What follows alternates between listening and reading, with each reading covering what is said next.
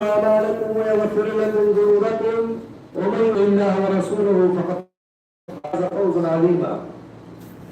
وقال النبي صلى الله عليه وسلم صلوا كما رأيتموني أصلي. اللہ رب العزت کی تعریف و توصیف کے بعد درود و سلام نازل ہو اس ہستی اقدس و مقدس پہ جن کا نام نامی اسم گرامی محمد اکرم صلی اللہ علیہ وسلم. نماز کے متعلق گفتگو چل رہی تھی. قیام تک ہم لوگ پہنچے تھے کہ قیام کیسے کرنا ہے, قیام کی کیا صورت ہوگی, قیام میں کیا کیا پڑھنا ہے. تکبیر تحریمہ کے بعد سے سورہ فاتحہ اور اس کی صورت, اس کے بعد ایک صورت پڑھنی ہے. یہ ساری چیزیں گفتگو میں آئی تھی. اب اگر آگے پڑھتے ہیں آپ تو قیام میں سورہ فاتحہ پڑھنے کے بعد اور کوئی بھی صورت ملانے کے بعد اگر آپ اکیلے ہیں یا مقتدی ہیں آپ یا امام ہیں, آپ جو بھی جس شکل میں آپ نمازی کی حیثیت سے ہیں, تو آپ کو کیا کرنا ہے, رکوع جانا ہے. رکوع جاتے وقت آپ کو کیا کرنا ہے, کیا عمل ہونا چاہیے آپ کو, کیسے رکوع جائیں گے. آپ نے سورہ فاتحہ پڑھ لی, سورت ملا لی کوئی, اس کے بعد اب آپ کو رکوع جانا ہے. تو رکوع کیسے جائیں گے,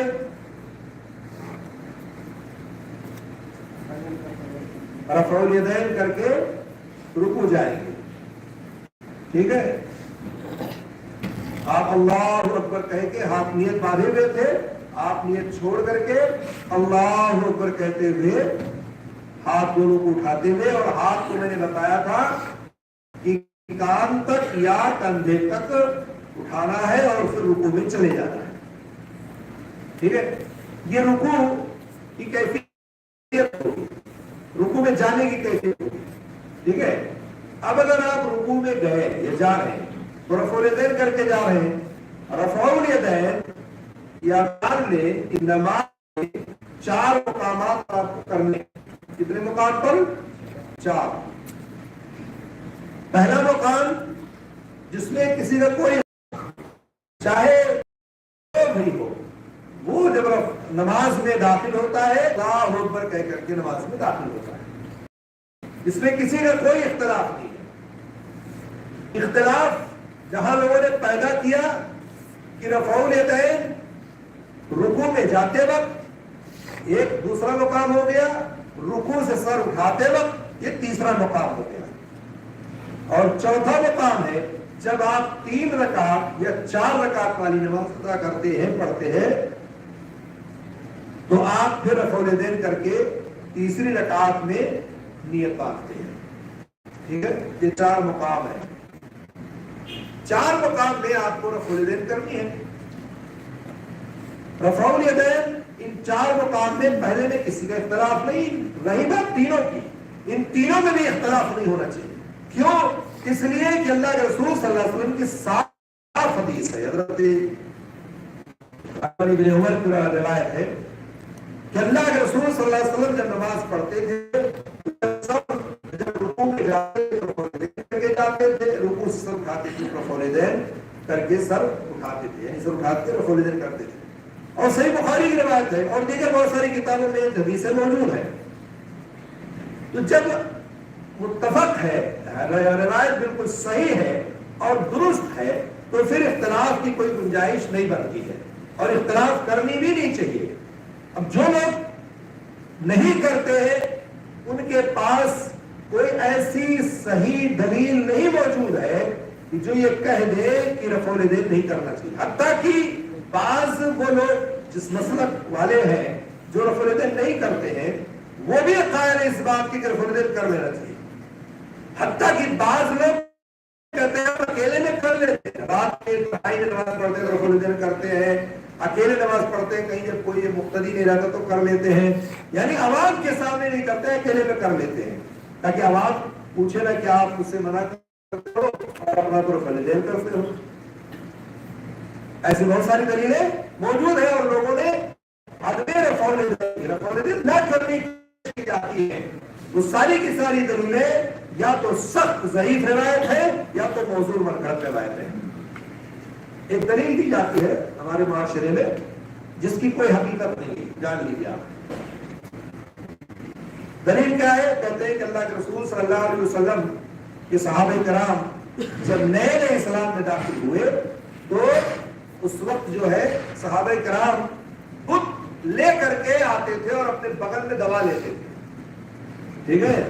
और अल्लाह के रसूल ने कहा कि तुम बुत लेकर के आओ तो हाथ उठा दिया करो, रफुल यदैन किया करो ताकि बुत गिर जाए, ठीक है। ये दलील मनगढ़ंत अकली दलील है।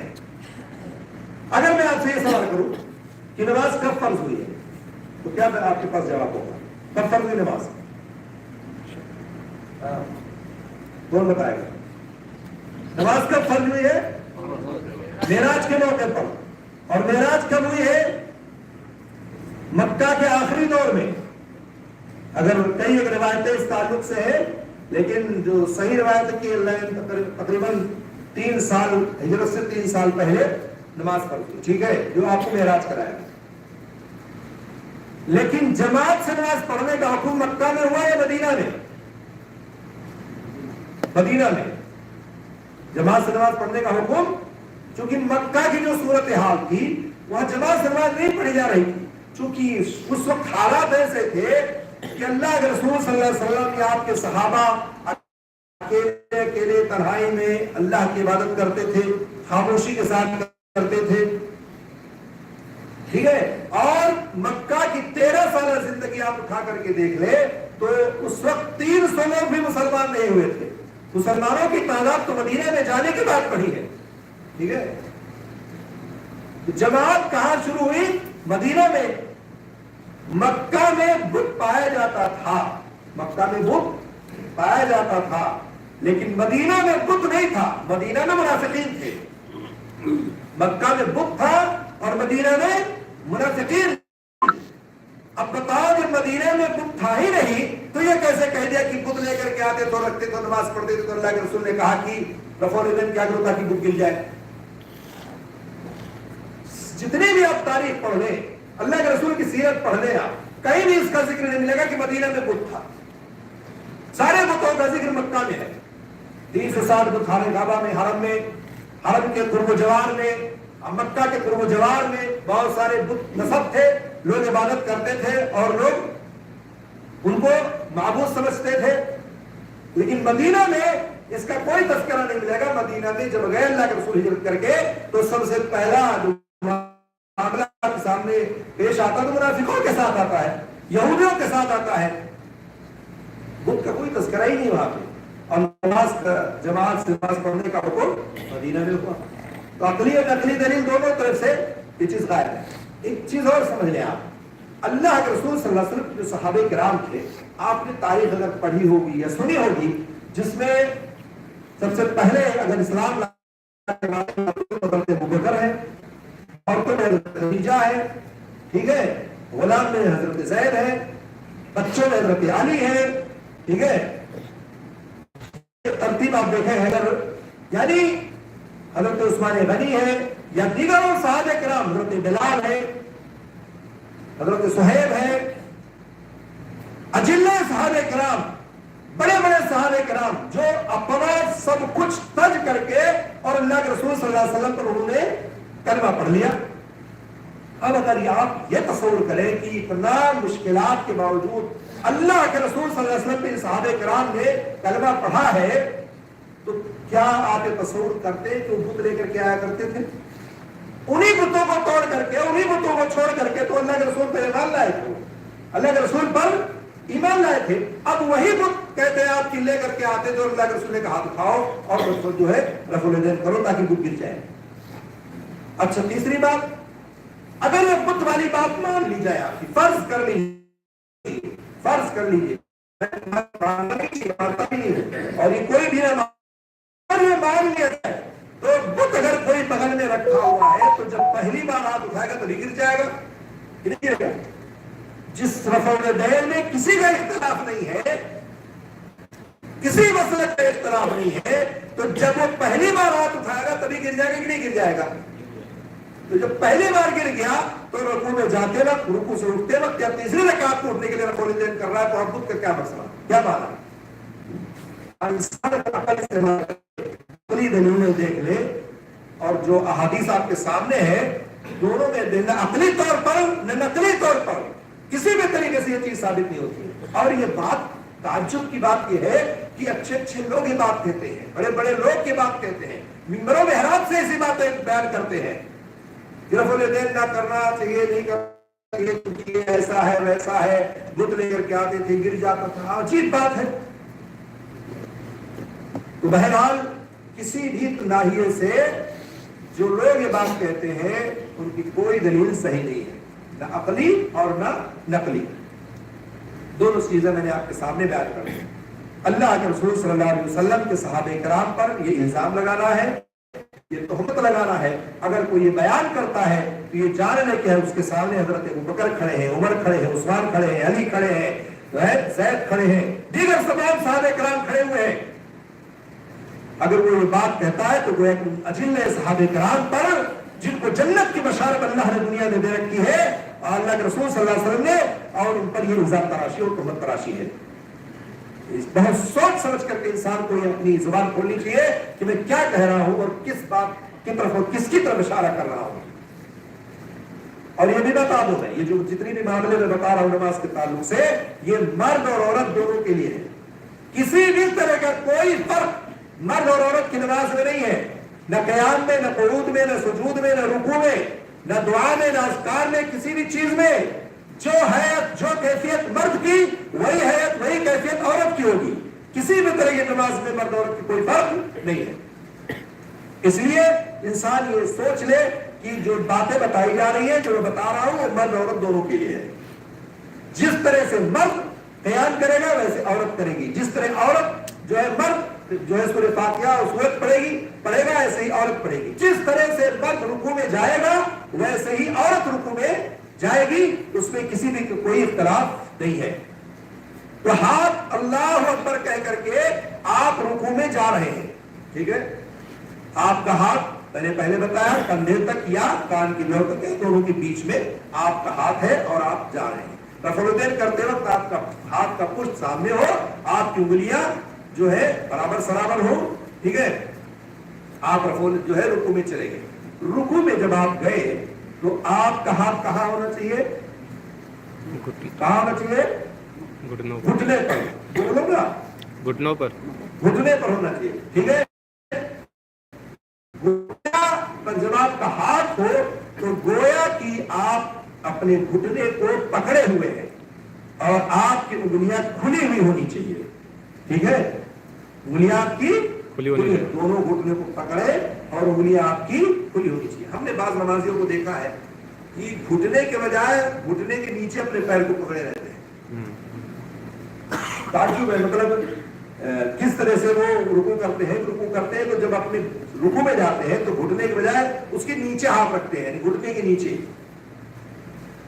سراسر غلط کی۔ جب آپ رکوع میں گئے تو آپ نے اپنے ہاتھ سے اپنے گھٹنے کو پکڑا اور اپنی انگلیاں آپ نے کھولی رکھی، ٹھیک ہے؟ پکڑنے ہی کی طرح سے آپ نے پکڑ کے رکھا ہے۔ آپ جب رکوع میں جائیں گے تو بالکل آپ کی پیٹھ سیدھی ہونی چاہیے۔ کیسی ہونی چاہیے؟ سیدھی ہونی چاہیے، سیدھی ہونی چاہیے، اور آپ کا سر بھی بالکل سیدھا ہونا چاہیے۔ آپ کا سر بھی بالکل سیدھا ہونا چاہیے، نہ جھکا ہو نہ اٹھا ہو سر آپ کا۔ کچھ لوگوں کو آپ نے دیکھا ہوگا کہ رکوع میں سر جھکا رہتا ہے اور کہاں دیکھتے ہیں؟ اپنے پیر کے انگوٹھے کو۔ یہ پتہ نہیں کہاں سے دلیل لائی انہوں نے، میں نے بہت تلاشا کہیں مل جائے، کوئی اس کی دلیل ہی نہیں ملی مجھے کہ مطلب رکوع میں جا کر کے پیر کے انگوٹھے کو دیکھنا، اس سے کیا تعلق ہے اس کا؟ نہ بالکل آپ کے کندھے کی بالکل برابر سرابر ہو، ٹھیک ہے؟ بالکل برابر سرابر ہو۔ کیسے کر کے دکھاؤ؟ نہیں کوئی کیسے؟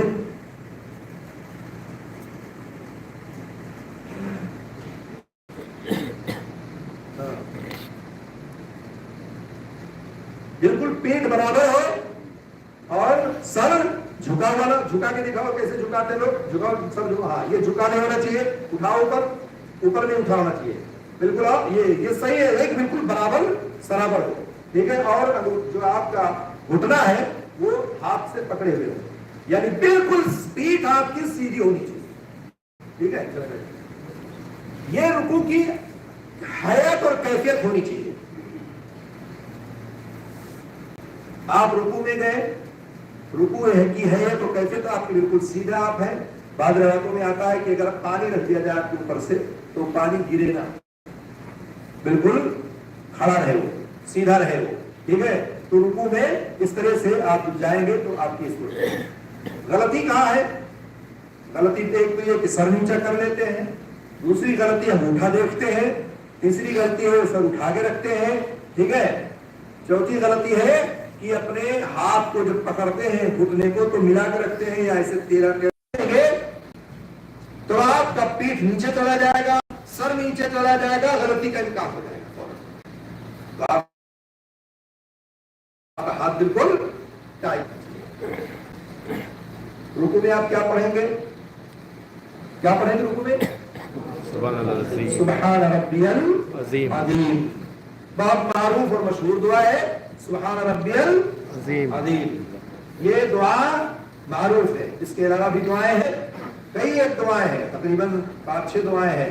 कुद्दूस रब्बुल मलाइकति वर्रूह, उन्हीं में से है सुब्हानक अल्लाहुम्मा रब्बना व बिहम्दिका अल्लाहुम्मा फ़िरली, और उन्हीं में से सुब्हान दिल जबरूती वल मलकूती वल किबरियाई वल आज़मती, ठीक है। ऐसी और भी कई दुआएं साबित हैं जो थोड़ी सी बड़ी है। तो बहरहाल रुकू में कई एक दुआएं हैं जो आप पढ़ सकते हैं, चाहे तो आप सारी दुआओं को एक एक करके पढ़ लें। कम से कम रुकू में आप सुब्हान रब्बियल अज़ीम कितनी बार पढ़ेंगे? 3 बार कम से कम। लेकिन अगर कोई एक बार सिर्फ पढ़ लिया तो हो जाएगी रुकू या नहीं होगा? हो जाएगा। अगर एक बार किसी नमाजी ने रुकू में जाकर सुब्हान रब्बियल अज़ीम कहकर के सर उठा लिया, 3 बार नहीं कहा उसने, तब भी उसका रुकू हो जाएगा। एक बार कहना फर्ज है और बाकी जितनी बार आप कहेंगे वो सुन्नत है। 3 बार 5 बार 7 बार जितनी बार आप नफिल पढ़ें, लंबा लंबा रुकू करें, 1 बार से लेकर के 50 बार तक पढ़ें और दीगर दुआएं पढ़ें, ठीक है। वही दुआएं फर्ज नमाज में खुसूसी तौर पर वही दुआएं पढ़नी चाहिए जो दुआएं अल्लाह के रसूल सल्लल्लाहु अलैहि वसल्लम से साबित हैं, दुआएं माक़ूला जो साबित हैं। अगर नवाफिल आप पढ़ रहे हैं तो दीगर दुआएं भी आप पढ़ सकते हैं, दीगर दुआएं भी आप रुकू में, सजदे में लंबी लंबी दुआएं, लंबी लंबी रुकू और सजदे अगर आप कर रहे हैं तो दीगर दुआएं भी आप पढ़ सकते हैं। हत्ता कि बाज़ उलमा ने यहाँ तक भी कहा कि अगर आप नवाफिल पढ़ रहे हैं तो अपनी जुबान में भी आप दुआ मांग सकते हैं, ठीक है। मान लीजिए आदमी दुआ धो के आ रही हो तो आप अपनी जुबान में दुआ मांग, नवाफिल में, फर्ज में बिल्कुल हरगिज़ नहीं, इसकी इजाजत है। तो बहरहाल इस तरह से आप नमाज में रुकू में जब जाए तो आप मुख्तलिफ दुआओं का एहतमाम करें। कई जो दुआएं हैं, कभी ये पढ़ ली, कभी ये पढ़ ली, या कभी एक ही रुकू में दोनों तीनों पढ़ लिया, ताकि तमाम दुआओं पर अमल होता रहे, दुआएं याद रहे, सुन्नत पर अमल हो जाए, मुहाफ़ज़त हो सके, ठीक है। एक हदीस है, आपने एक चीज और है, रुकू में जाते वक्त अक्सर देखा हमने, आप लोग भी देखे हैं, हमारे बहुत सारे अहबाब, बहुत सारे साथी नमाज में जो ये कपड़ा पहनते हैं ना, टी शर्ट, शर्ट, ठीक है, लोअर, ऊपर उसके टी शर्ट पहनते हैं, रुकू में जाते तो पीछे से उनका हिस्सा, शर्मगाह का हिस्सा जो है खुल जाता है और सजदे में भी खुल जाता है। रुकू में तो कम खुलता, सजदे में ज्यादा खुलता है, ठीक है। तो ये गलती रुकू में भी होती है और सजदे में भी। तो इसलिए आपको चाहिए कि आप ऐसा लिबास पहने, ऐसा कपड़ा पहने जिससे आपका शर्मगाह ना खुले। मर्द का शर्मगाह जानते कहां से कहां तक है? नाप से लेकर के घुटने तक, ठीक है। अब अगर आप नाक से लेके घुटने तक है और आप इतना छोटा टी शर्ट पहने हैं, इतना छोटा शर्ट पहने हुए हैं कि जब से ही आप सजदे में या रुकू में जाते हैं पीछे से आपकी पूरी दुकान खुल जाती है। पीछे जो आपकी नमाज पढ़ रहा होता है वो डिस्टर्ब पे पड़ जाता है, उसकी नमाज खराब हो जाती है, उसका ज़हन गड़बड़ हो जाता है, आपकी तो हुई ही खराब, उसका भी खराब हो गया। तो बराए करम आप नमाज से पढ़ें तो अपने लिबास का खास तौर से ध्यान रखें। नमाज में पढ़े तो लिबास का खास तौर से ध्यान रखें। कई एक चीजों की तरफ इशारा किया है इस किताब में भी, मैंने ये चीज नजर जो लिखी है। जैसे मिसाल के तौर पर बाज नौजवानों को आप देख रहे हैं पायजामा या पतलून इतना छोटा पहनते हैं कि उनके घुटने खुले होते हैं। अच्छा, इसमें कोई तफरीक नहीं है कि अरब वाले पहने तो जायज है, गैर अरब वाले पहने तो ना जायज, नहीं, कोई भी पहने, अरब हो गैर अरब हो अजब हो कोई भी हो, अगर उसका घुटना नमाज में खुला हुआ है तो उसकी नमाज नहीं, ठीक है। इसी तरह से बाज लोगों को आप देखेंगे इतना बारीक लिबास पहनेंगे जिससे उनके रान नजर आएंगे, उनके पूरे जिस्म के हिस्से नजर आते हैं, ये भी जायज दुरुस्त नहीं है। इसी तरह से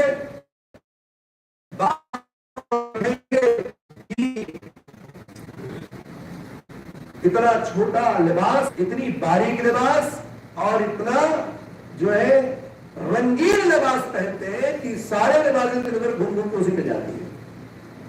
बड़ा रंगीन कुर्ता पैजामा, कलरदार, मारूफ और मशहूर जो चीजें लिबास में होती है वही पहना जाए तो बेहतर रहता है।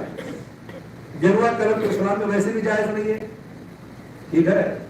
दीगर कलर आप पहन सकते हैं लेकिन कलरों में सबसे अफजल कलर कौन सा है? सफेद है। अभी तो नया रंगीन रंगीन बाज लोग पहन लेते हैं कि वही चमकते हैं इससे, जिससे भी मसला दरपेश आता है। बहरहाल पहन सकते हैं, जवाज की सूरत है, इसमें कोई हर्ज नहीं है, लेकिन ये सब सारी चीजें ख्याल में रहनी चाहिए। इसी तरह से आप जब रुकू में गए, नमाज आप रुकू में गए, रुकू जाकर के आपने दुआएं पढ़ी, रुकू में आपने अपनी निगाह सजदे की जगह पर रखा, समी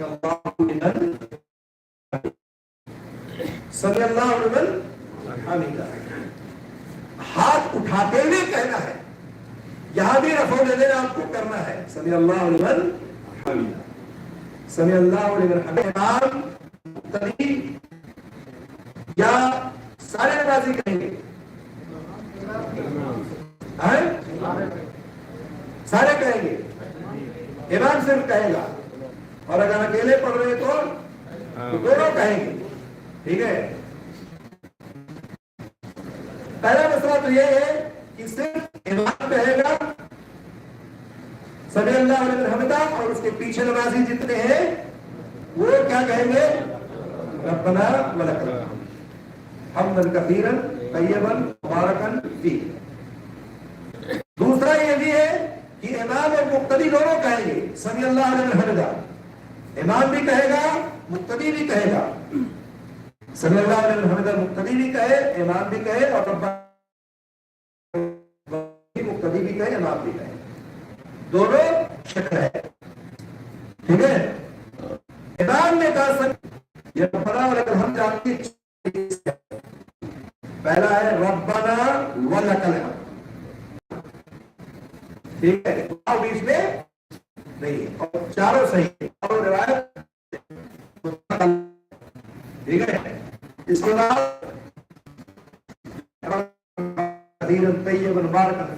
और दीगर दुआएं भी, लंबी दुआएं मौजूद हैं नमाज में। अल्लाह के रसूल सल्लल्लाहु अलैहि वसल्लम रुकू, ठीक है, कौमा, रुकू, कौमा, सजदा और बैन सजदतैन, ये चार मुकाम ऐसे थे जो अल्लाह के रसूल सल्लल्लाहु अलैहि वसल्लम के बराबर सराबर वक्त देते थे। आप यानी जितना देर रुकू करते थे उतना ही देर कौमा करते थे, उतना ही देर सजदा करते थे, उतना ही देर दोनों सजदों के बीच में बैठते थे, ठीक है।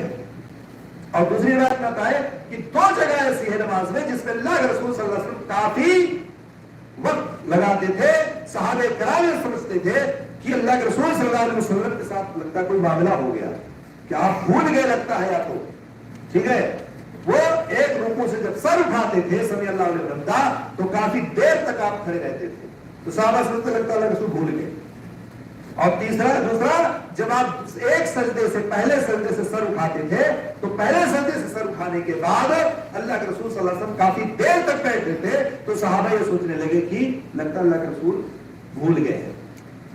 اور بعض دفعہ تو سجدے میں اتنے دیر اللہ کے رسول رہتے تھے کہ صحابہ رسول اللہ کرتے کوئی معاملہ خراب ہو گیا، اللہ کے رسول وفات ہو گئی، آپ کی جان نکل گئی، کیوں اتنی دیر تک آپ پڑے رہ گئے؟ 4 مقام میں چاروں میں برابر صحابہ، رکوع سجدہ اور رکوع سے اٹھ کے کھڑا ہونا، اسی کو قوما کہتے ہیں، اور دونوں سجدوں کے بیچ میں بیٹھنا. ٹھیک ہے. اور دونوں جگہ ہمارے بہت سارے بھائی زبردست غلطی کرتے ہیں. رکوع سے سر اٹھائیں گے نہیں کسی سے سجدے میں. غلطی ہے کہ نہیں غلطی؟ جتنی دیر اللہ کے رسول کھڑے ہوتے تھے اس کے سخت مخالفت کرتے ہیں.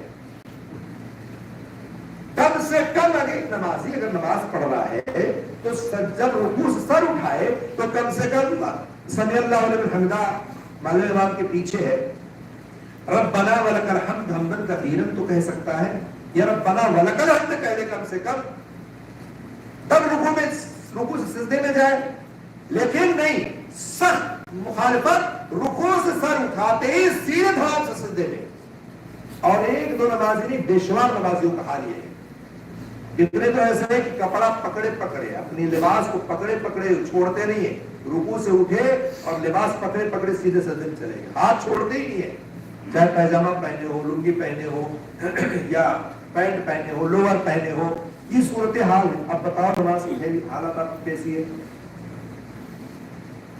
آپ رکوع سے سر اٹھاتے ہو تو سمی اللہ لمن حمدہ ربنا ولک الحمد اتنا تو کم سے کم کہہ سکتے ہو.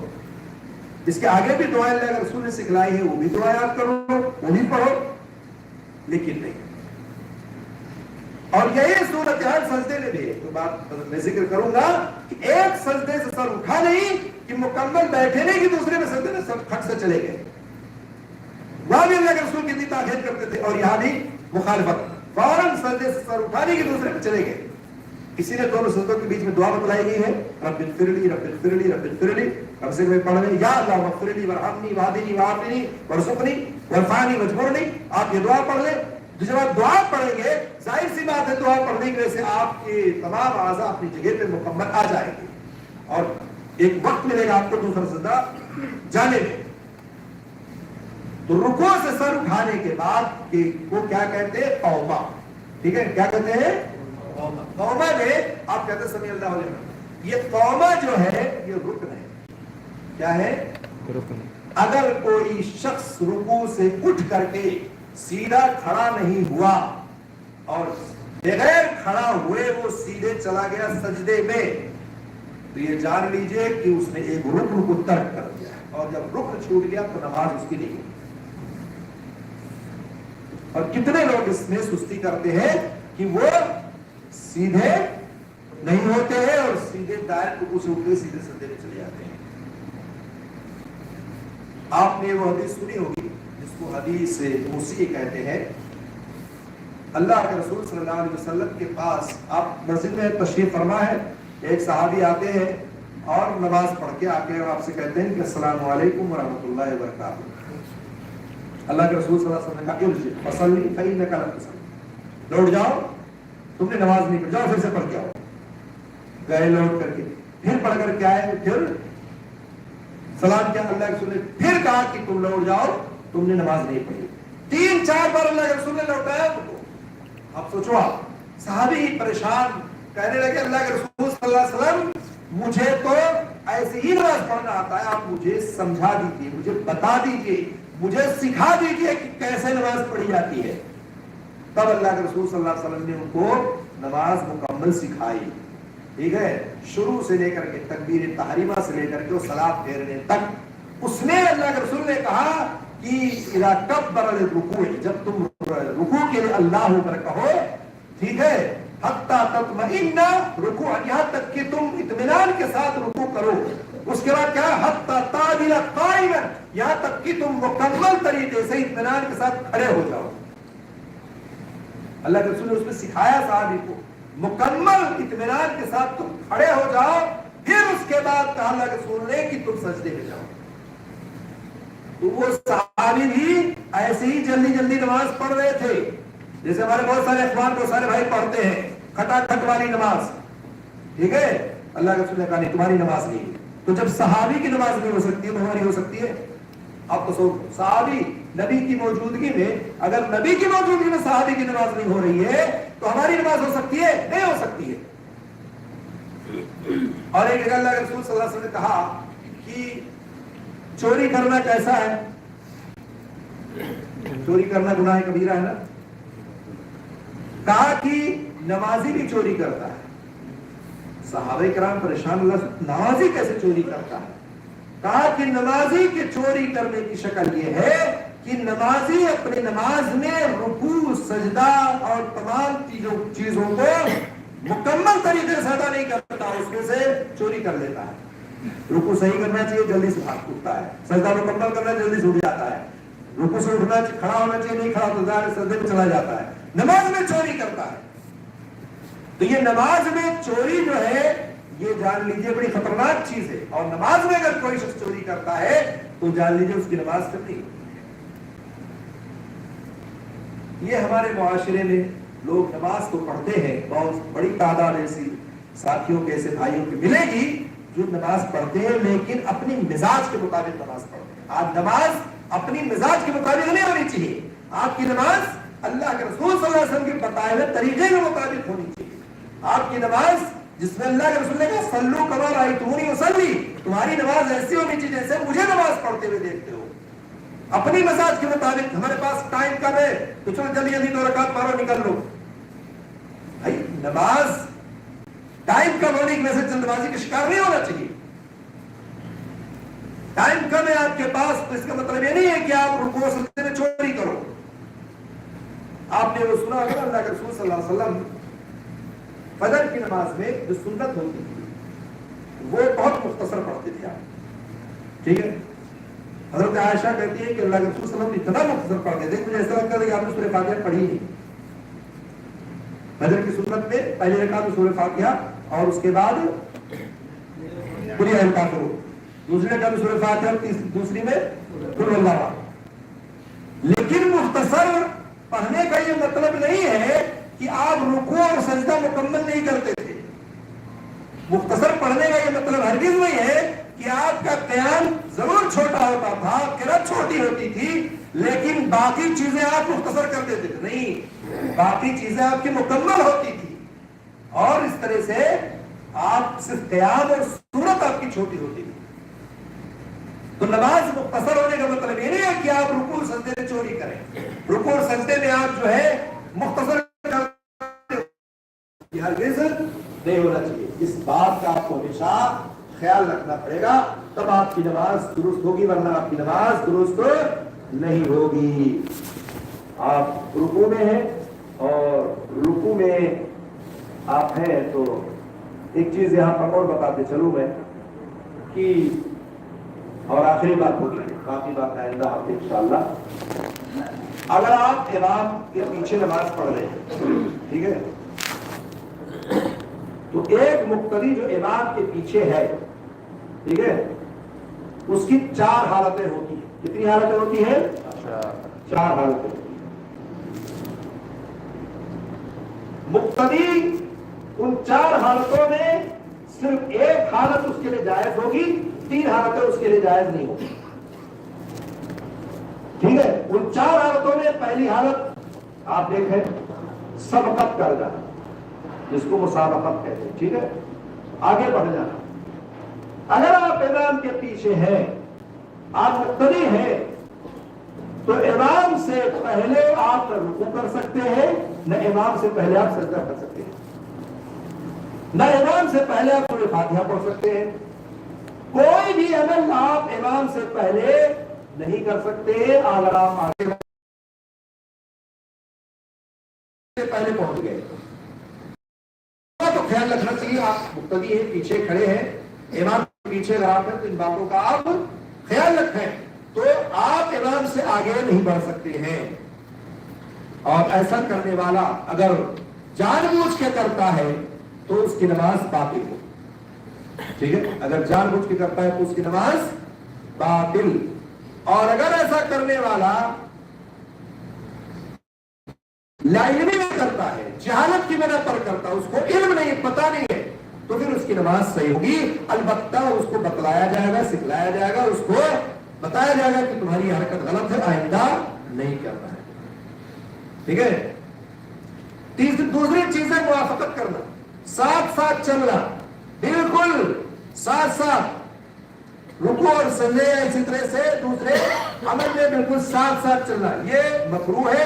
آپ صلی اللہ علیہ وسلم فرمان اذا رکع فرکعوا, جب رکوع کر لے تب رکوع کرو, جب سجدہ کر لے تب سجدہ کرو, یعنی اس کے فوراً بعد کرنا ہے. سرائے تکبیر تحریمہ آپ ساتھ بھی کر سکتے ہیں, اس کی موافقت جائز ہے. لیکن دیگر جو آپ کے افعال ہے وہ آپ کو امام کے بعد کرنی ہے, ساتھ ساتھ نہیں کرنی ہے آپ کو. ٹھیک ہے. اور اگر موافقت کرنا ہے, اگر کوئی شخص سے موافقت کرتا ہے اور جان بوجھ کے بھی کرتا ہے تو اس کی نماز نہیں ہوگی. امام کے ساتھ ساتھ جیسے بہت سارے لوگ سلام پھیرتے ہیں نا, ان کو بھی اس سے بچنا چاہیے. امام سلام پھیر لے تب سلام کرے. امام نے کہا السلام علیکم ورحمۃ اللہ, سارے مقتدی امام کے ساتھ السلام علیکم ورحمۃ اللہ. امام نے کہا دوسری طرف السلام علیکم ورحمۃ اللہ, سارے مقتدی اس کے ساتھ ساتھ چلتے ہیں. اور ایسے ہی تاخیر کرنا ہے, تخلف جس کو کہتے ہیں, وہ یہ ہے کہ امام نے رکوع سے سر اٹھا دیا, آپ رکوع ہی میں پڑے. امام نے سجدے سے سر اٹھا لیا, آپ سجدے میں پڑے ہیں. امام تشہد سے اٹھ کے تیسری رکعت کے لیے کھڑا ہو گیا, خود ہی میں بیٹھے ہیں. امام سلام پھیر دیا, بیٹھ کے ظاہری طور پر آپ کو ایسا محسوس ہوگا کہ بھائی میں دعائی تو پڑھ رہا ہوں, لیکن آپ امام کی مخالفت کر رہے, چونکہ آپ امام کے پیچھے ہیں, اور جب امام کے پیچھے ہیں اور جب امام کے پیچھے ہوتے ہیں آپ, تو گویا کہ آپ کو امام کی اتباع کرنی ہے. آپ اپنی مرضی سے زیادہ دیر تک رکوع اور سجدے میں نہیں رہ سکتے.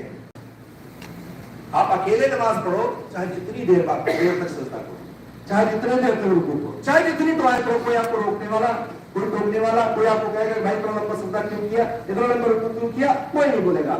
لیکن امام کے پیچھے آپ کریں گے تو غلطی کیا ہے. اتنے نمازیوں کو دیکھا جاتا ہے, ارے بعض دفعہ تو ایسا دیکھا ہم نے کہ ہم نے تیسری رکعت کے لیے کھڑے ہو گئے, سورہ فاتحہ پڑھ لیا, اس کے بعد وہ تشہد سے کھڑا ہوتا ہے. کون سی دعا تشہد میں پڑھ رہا ہوتا ہے وہ؟ بعض نمازیوں کو دیکھا ہم نے سلام پھیر دیا اور سلام پھیرنے کے بعد بھی دعا میں لگا ہوا ہے. کون سی دعا پڑھ رہا ہے جبکہ امام سلام پھیرتے, آپ کو ضروری کہ آپ سلام پھیریں اس کے پیچھے. تو ظاہری طور پر اچھا لگتا ہے کہ ہم دعا پڑھ رہے ہیں, اذکار پڑھ رہے ہیں, لیکن یہ درست نہیں ہے. آپ کے لیے چاہیے کہ آپ امام کے لیے امام کے ساتھ تاخیر بھی نہ کریں. تو تین چیزیں آپ کے لیے درست نہیں ہے, نہ آگے بڑھ سکتے, نہ پیچھے چل سکتے بہت دیر تک, اور نہ ساتھ ساتھ چل سکتے ہیں. چوتھی چیز ہے متابعت کرنا. یہ آپ کے لیے رکوع اور سجدہ اور دیگر افعال میں آپ کو یہ کام کرنے ہیں, امام کے فوراً بعد آپ کو عمل کرنا ہے.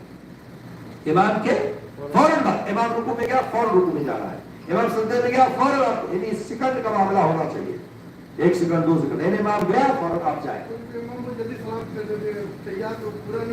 ہاں, اگر آپ امام کے پیچھے اور امام نے جلدی سلام پھیر دیا تو آپ بھی سلام پھیر دیں گے, آپ اس کے مکلف نہیں ہیں, کیونکہ آپ امام کے پیچھے, آپ کو امام کی اتباع کرنی ہے.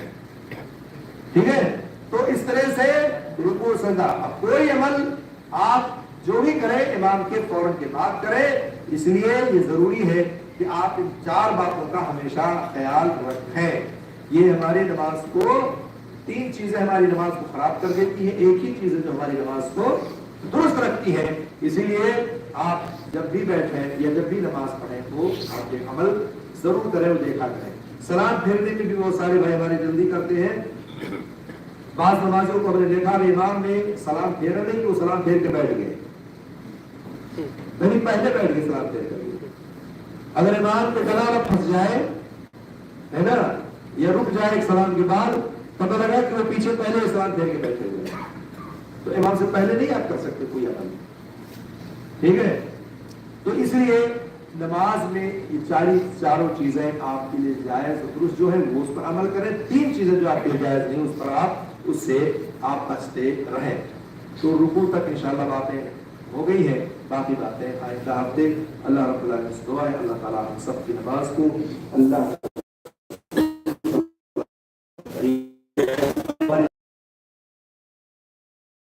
اس کو دور کر دے، ہماری نماز اللہ تعالیٰ قبول فرمائے، آمین رب العالمین۔